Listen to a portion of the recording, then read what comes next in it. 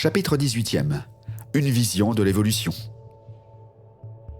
Mais comment saurions-nous éviter de nous jeter corps et âme dans le travail altruiste si nous sommes entourés de pauvreté, d'ignorance, de souffrance et de chaque apparence de misère, comme c'est le cas de beaucoup de gens ? Ceux qui vivent où la main flétrie du besoin est forcée vers eux de toutes parts, réclamant de l'aide avec supplication, doivent trouver difficile de ne pas donner continuellement.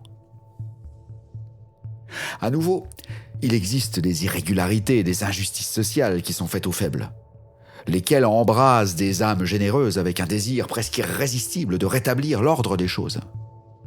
On veut partir en croisade, on pense que les choses ne tourneront jamais rond, à moins que l'on fasse don de soi complètement dans cette tâche. À ce sujet, nous devons revenir à la question du point de vue. Nous devons nous souvenir que nous ne sommes pas dans un mauvais monde, mais un bon monde en devenir. Au-delà de tout doute, il fut un temps où il n'y avait aucune vie sur cette terre. Les témoignages géologiques disant que le globe était à l'époque une boule de gaz brûlant et de roches en fusion, enveloppée de vapeur bouillante, est indiscutable. Et nous ne savons pas comment la vie aurait pu exister dans de telles conditions, ça paraît impossible.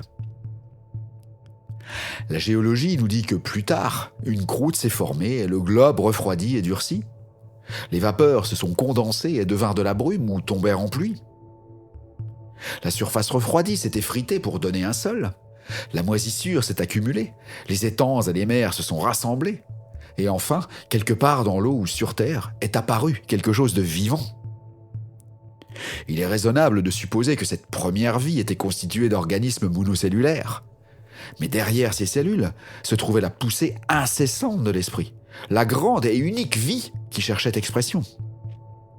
Et bientôt, des organismes ayant trop de vie à exprimer en eux avec une seule cellule eurent 2 cellules, puis ensuite beaucoup d'autres, et à nouveau plus de vie fut déversée en eux. Des organismes multicellulaires furent formés, des plantes, des arbres, des vertébrés, des mammifères. Beaucoup d'entre eux avaient d'étranges formes, mais tous étaient parfaits dans leur genre, car tout est créé par Dieu.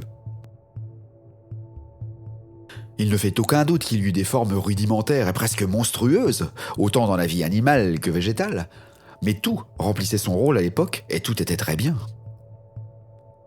Ensuite vint un autre jour, le grand jour du processus évolutif, un jour où les étoiles du matin chantèrent de concert et les enfants de Dieu crièrent de joie en regardant le début de la fin, car l'homme, la finalité ambitionnée depuis le départ, était entré en scène.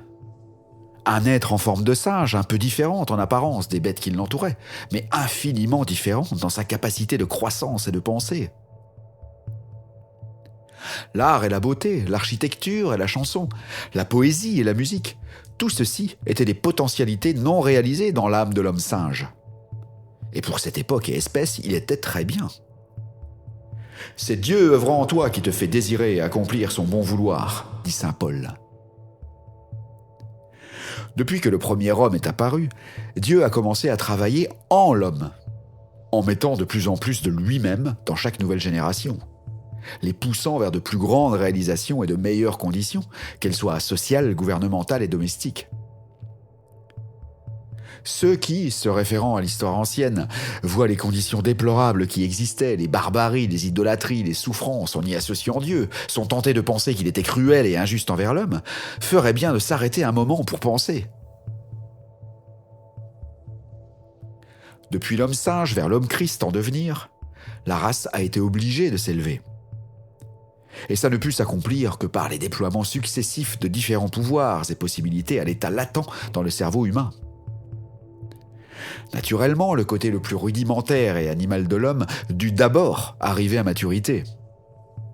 Pendant des éons, l'homme fut brutal. Ses gouvernements étaient brutaux. Ses religions étaient brutales. Ses institutions domestiques étaient brutales. Et ce qui apparaissait comme un immense amas de souffrance provenait de cette brutalité.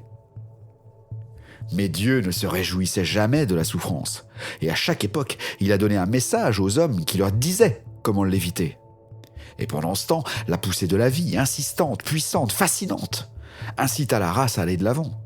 Un peu moins de brutalité à chaque époque et un peu plus de spiritualité à chaque époque. Et Dieu continua d'œuvrer en l'homme. À chaque époque, il y eut quelques individus en avance sur les masses, et qui entendaient et comprenaient Dieu mieux que leurs semblables. C'est sur cela que descendit la main inspirante de l'Esprit, et ils furent contraints de servir d'interprètes. Ceux-là furent prophètes et voyants, parfois prêtres et rois, et bien plus souvent des martyrs conduits au bûcher, au billot ou à la croix. C'est de ceux-là qui entendirent Dieu, parlèrent en son nom et démontrèrent sa vérité dans leur vie que tout progrès émane vraiment.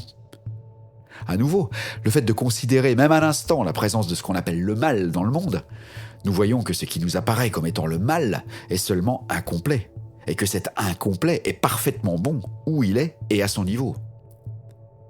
Étant donné que toutes les choses sont nécessaires au développement complet de l'homme, toutes les choses dans la vie de l'homme sont l'œuvre de Dieu.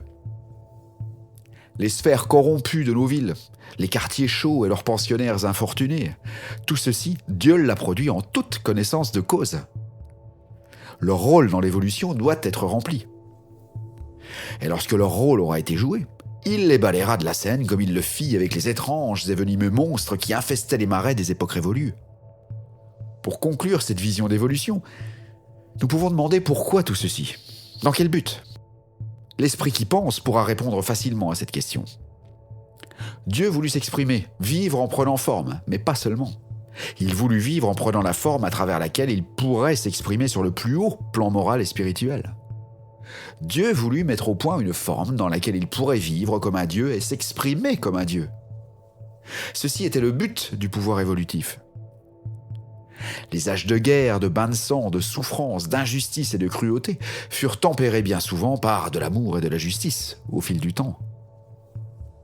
Et ceci développa le cerveau de l'homme à un point tel qu'il soit capable d'exprimer pleinement l'amour et la justice de Dieu.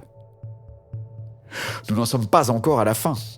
Dieu ne recherche pas la perfection de quelques spécimens triés sur le volet à des fins d'exhibition, tels de gros fruits au sommet de la coupe, mais la glorification de la race. Un jour viendra où le royaume de Dieu sera établi sur terre, le jour prévu par le rêveur de l'île de Patmos, où il n'y aura plus de larmes, pas plus que de douleur, car toutes les choses éventées seront révolues, et il n'y aura plus de nuit. Fin du chapitre 18e.